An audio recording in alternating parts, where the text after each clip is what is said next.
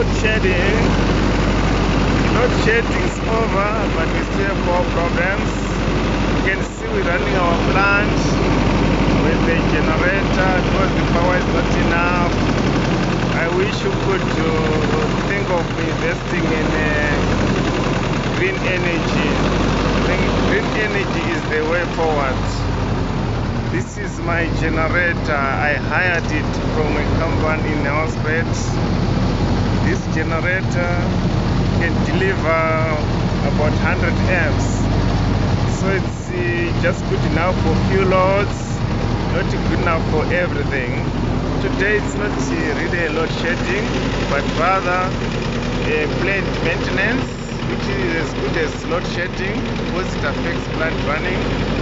I wish this can be minimized, or Eskom can establish a second power source so that they don't switch us off completely. Thank you.